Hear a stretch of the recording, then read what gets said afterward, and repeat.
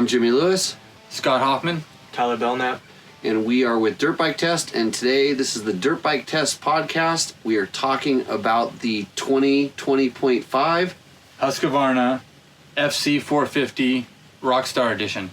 So this is Husky's precursor to what they're going to release in 2021. It is so that they can race this bike in the current Supercross season. It makes some homologation things, and it has a little bit of changes. As well as different swing arms, some bearing and stuff in the linkage, suspension valving settings, but also the Rockstar Edition has accessories unlike the standard model with triple clamps, updated fancy wheels, Akrapovic exhaust pipe. It's FMF on the Husky. Yeah. Oh, FMF. FMF on the Husky, and it has, the triple clamps, I think, and then of course the graphics that give it the Jason Anderson factory look with the number 21. So we'll get right into the power, and what did you guys think? I thought the Husky had very good power. It was very awesome bottom. It could pull you out of corners pretty easy if you would just lug it, and it had a good top end too. And your current bike is? A YZ250. Okay, 2-stroke. Yeah. Okay, so 450 4-stroke, no matter what, it's going to have good power. Scott? Yeah, I think the Husky's really good. I think the power is versatile because of the different maps, and considering I've been riding an RMC 450 the last couple months, it's definitely a lot more peppy than what I've been riding. But I like the standard number 1 map with sometimes traction control, mostly not. Unlike Jimmy likes Map 2, and until the end of the day when the uphills got polished, I was using no traction control, and Map 1 kind of just didn't work at all for me, and I'll get into that a little bit more. I like Map 2 with the traction control. It just kind of helped me hold on to the bike with too much power, and it just kind of helped settle it down and just keep the bike going straight. So what's interesting about this bike is this motor is probably since 2018 and a half, factory edition. That's when we first saw this motor.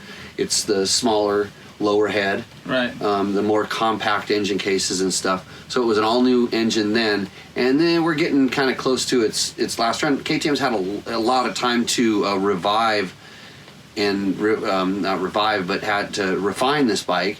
And from the get-go, I've always felt that it doesn't have a lot of rotational mass, which really helps in the handling. It's a very light-feeling bike, and I've said this even when we talk about some of our off-road bikes, it feels more like a 400 than a 450, and in the motocross terms, I'll say 350. It has that 350-ish kind of feel more than like a bigger bike, like a chunky power feel. It feels very quick revving, light revving, and so if you're coming up off of a 250F, you're probably not going to notice this.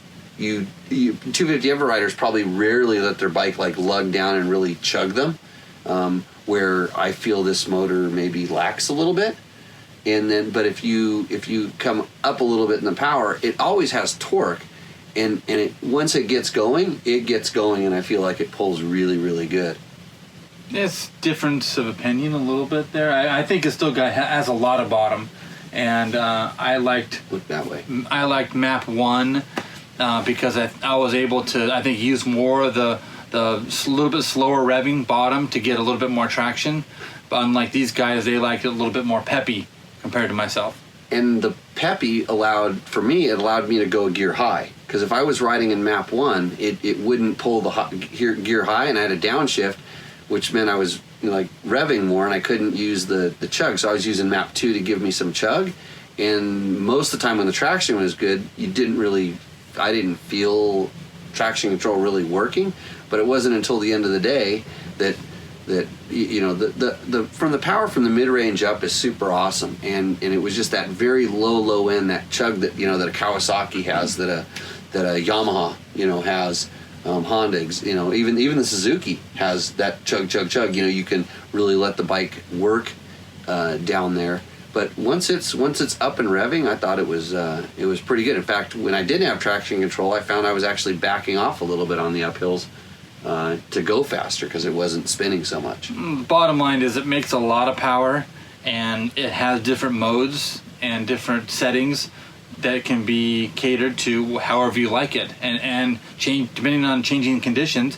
You can tune your bike. Yeah, quick. and unlike in the past, like the buttons do make a difference. Big difference between map 1 and 2, traction control and off. But it depends on the situation. Sometimes I don't like the traction control. Sometimes I do. Yeah, I kind of, like I said, until the track got really slippery, I didn't use it, and you had it on.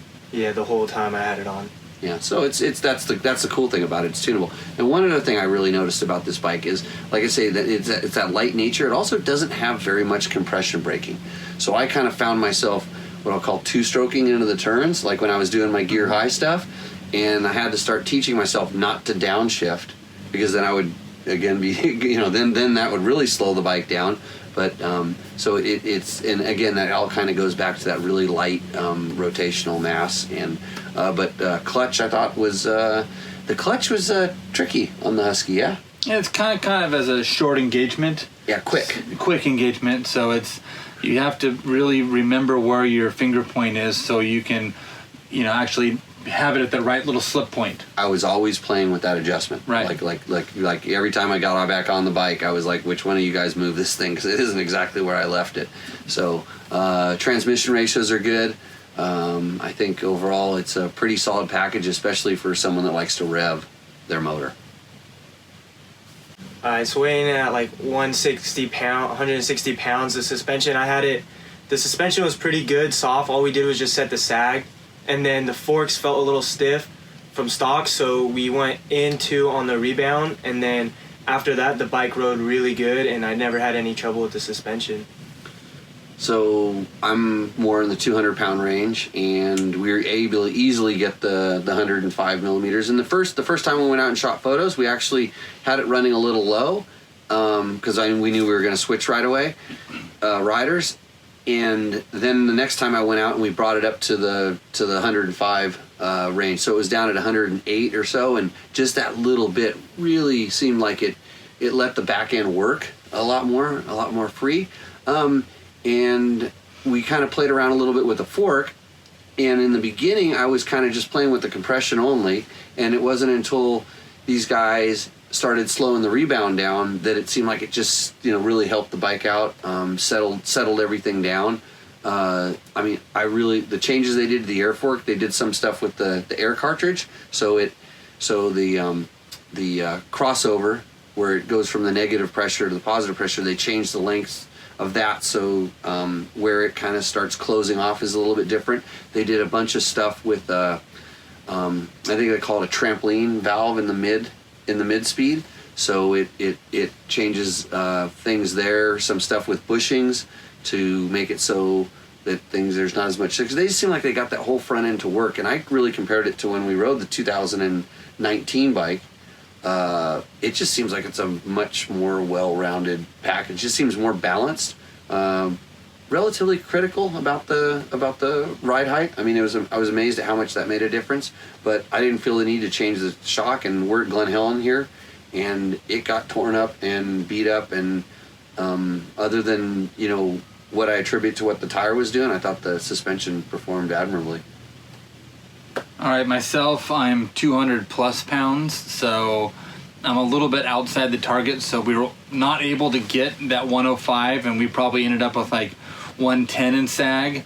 And I ended up chasing some settings a little bit because, again, I'm a little bit outside that range. So I had to go stiffer on the compression on both front and rear, and I ended up having to mess around with a lot of rebalance settings in order to get that balance. I actually had to go a turn in on high-speed compression to get the bike to ride a little bit higher to balance it out, because I couldn't get that 105 sag. Yeah, so you're at the point where you need a spring. I definitely need springs. And the good thing about an air fork is add air. Couple pumps, yeah.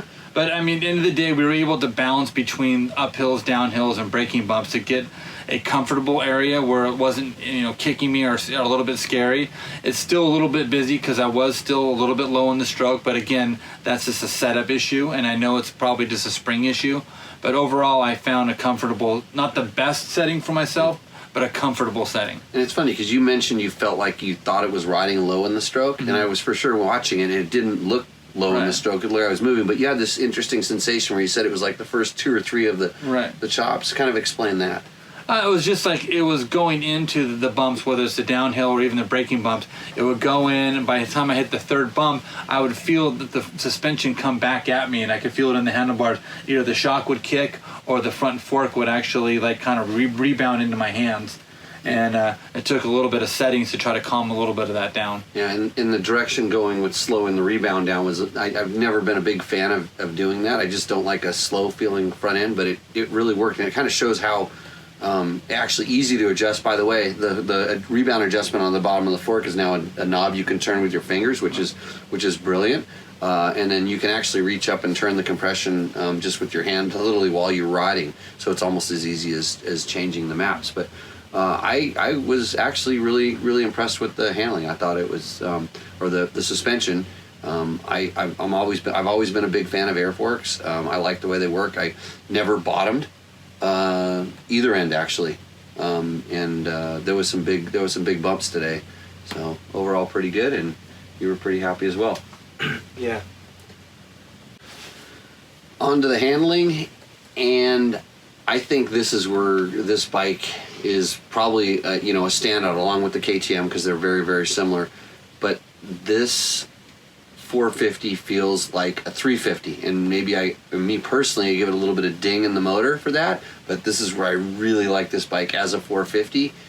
I remember riding the very first KTM 350, and I thought this is what a motocross bike should be, but it just doesn't have enough power. And now we have way too much power in a bike that is super light feeling and agile. Yeah, I was not a huge fan of the Husky a few years ago, and it wasn't a bike that I would be put on my list of one to buy. And now, starting riding the last year, the 2019, and then the Rockstar Edition 19, and this bike, I've come to, I could own this motorcycle now with a little bit of suspension tuning. I thought a lot more comfort zone in the bike, and I like the way the chassis feels, even though it's still a tiny bit small for me, but it doesn't feel small, although it looks big on the motorcycle. But I could own this bike now. A couple years ago, I didn't really have any interest in owning one.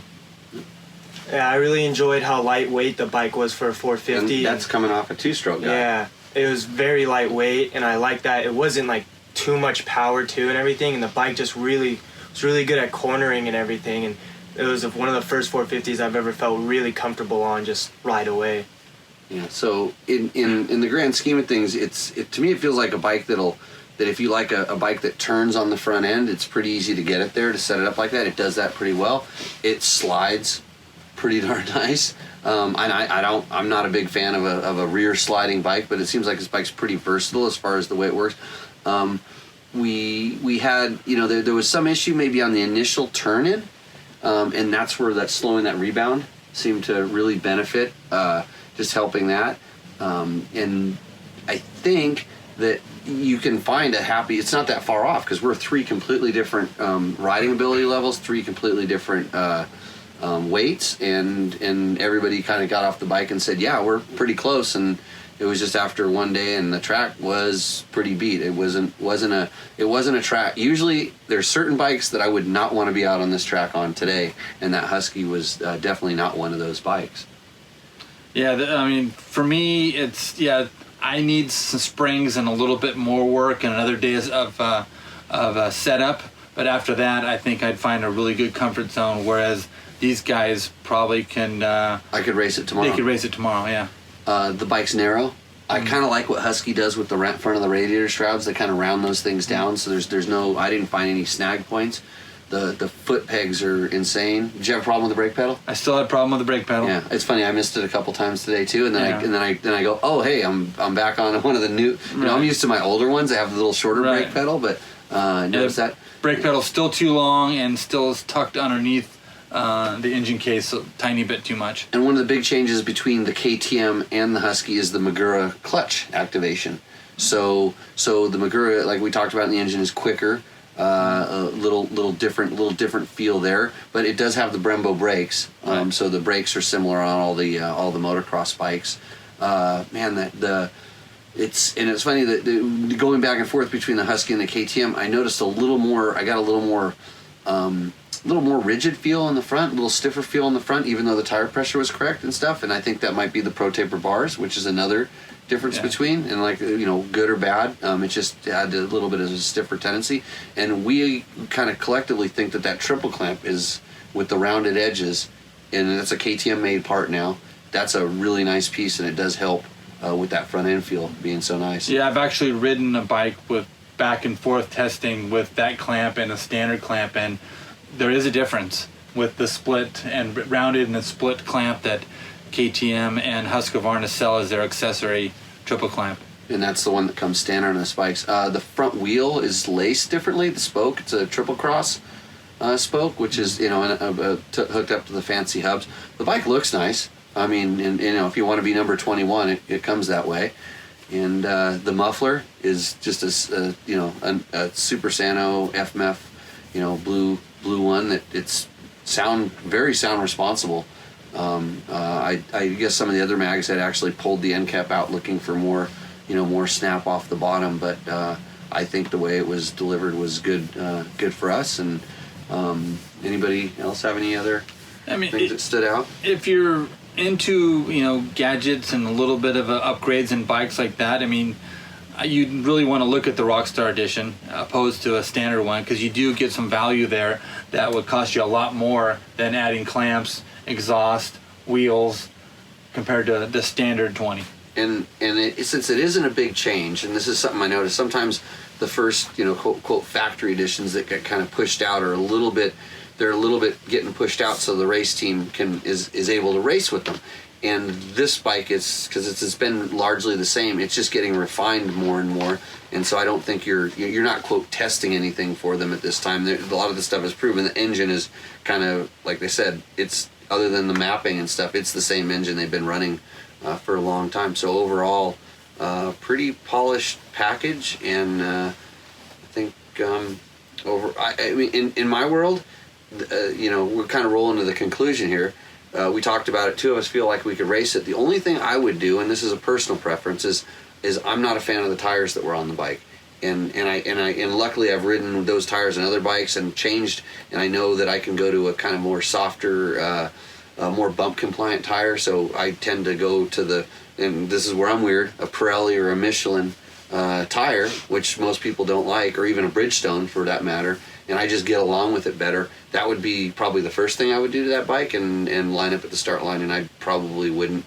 I think half of my little nitpicky things would actually go away with that. Well, it was a dry day today with a really hard basic Glen Helen. A lot of times it's a little bit soft underneath, so I agree that the MX-33s are a more soft terrain tire. I struggled with the tire. I would have preferred, even if it went Dunlop, with the newer 53s. Yeah, work really well on, would have worked better in these conditions. For sure. So, and you're ready to move off your Yamaha? Yeah, it's definitely a good bike, just coming off of like Yamaha, switching over, and just everything about it was good. I didn't really have a struggle with the tires. I thought that they were good in the hard pack and the soft pack. They were hooking up really good for me, so I didn't really notice much of a difference for that. Maybe you're just too young to know or care. So, anyways, that's our impression. Anything bad about the bike? I mean, like my biggest nitpick, and it goes across from our 501 and our KTM EXC500 and that whole engine family, is that engine has gotten so light, it just right off the crack of the throttle, it doesn't have a chug, and then it revs up kind of quick. I mean, not that it's not making power. It doesn't work down in this super low RPM range that I want. I like the handling aspects of that, but what I said is, I said, how do you like the bike? I go, man, this isn't my flavor, but this is a really good motorcycle. I would say along the entire realm, whether it's a motocross, the off-road, or even the dual sport, they've got this chassis weight ratio where they allow the bike to feel lighter than it actually is. But again, yeah, the power tuning, to me, for motocross, it was fine with me. For off-road, I could have used more bottom. Yeah.